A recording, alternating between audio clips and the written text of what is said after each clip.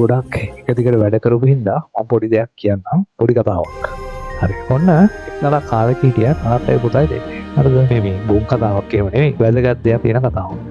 ඒ පොඩි කොල්ලා කැමති සරුංගල් අරගෙන. අද හැමදාම කියනවා සරුංගල් අරමු කියලා කියනවා.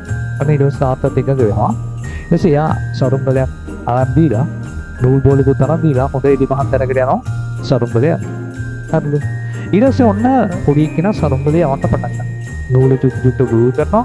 සකුලගත් එක සරුංගලේ උඩටම එහෙම යනකොට ඒක දැන් පුරාවක් උඩට ගිහින්. පොඩි එක්කෙනාට තේරෙනවා මෙහෙම දෙයක්.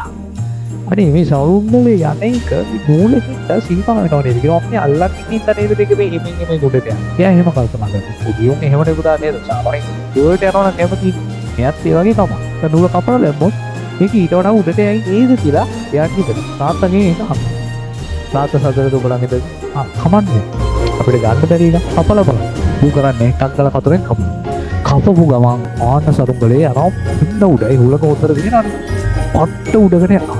හැබැයි පුතා උන්න උඩට ගිහලා එක පාටම හුලගෙන අඩු වෙනවා. එතකොට මොකද වෙන්නේ? සරුංගලේ යනවා පල්ලයට. ඕම වෙලා ඩොක් ගාලා දහක් උඩ වැටෙනවා. දැන් කොල්ලට අවුලු අහනවා. තාත්තා මං හිතපු දේ උන්නේ. මම හිතුවේ ඒක උඩට වෙයි උඩට ගිහලා උඩම පාවි තියේ කියලා හොරක තියෙන්නේ. එසේ තාත්තා මෙතන නේද දැන්? නූල කපන්න නැතුව තව චුට්ටක් කියලා අල්ලන් හිටියනම් හුලං අඩු වෙන වෙලාව එනවා. එතකොට ඔයාලට තේරෙනවා හුලං අඩු වෙන වෙලාවේදී නූල නැතුව මේක කට්ටෝ ගන්න.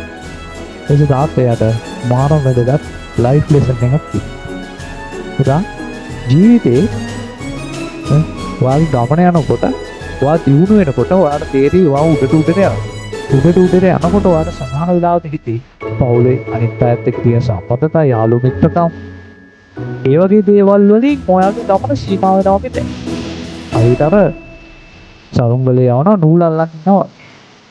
හැබැයි ඔයා හොද හරි උඩට යන්න කියලා හිතලා මේ සම්බන්ධතා සියල්ල නැති කරගත්තොත් ඔයා යම් තාතුරට උඩයයි.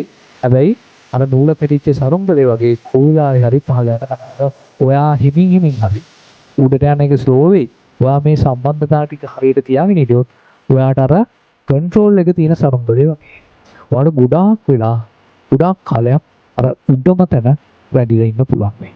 ආන්නේ කතාව තාත්තා පුතාට කියනවා. ඒ කැපකිරීම වල සීමාවක් තියෙනවා. මොකද හැමදේම කැප කරොත් ඔයාලා ජීවත් වෙන්න දෙයක් නැති වෙනවා. මේ සල්ලි වෙනුවෙන් විතරයි ඔයා ජීවත් වෙන්නේ. ඒකත් සාර්ථක නේද? තමන් හැමදේම නැති කරගෙන යාළු මිත්‍රකම් නැති කරගෙන පවුලේ මිනිස්සුත් තරහ කරගෙන හැබැයි ඔයා හොට තැනකට එනවා. හැබැයි ඒ තැනකට එද්දී ඔයාට ඉතුරු වෙන්නේ සල්ලි විතරයි. ඒතකොට මේ ජීවිතේ කිසිම වටිනාකමක් නැහැ. හරියට. අන්න එක තමයි මෙයා මේ කියන කතාව.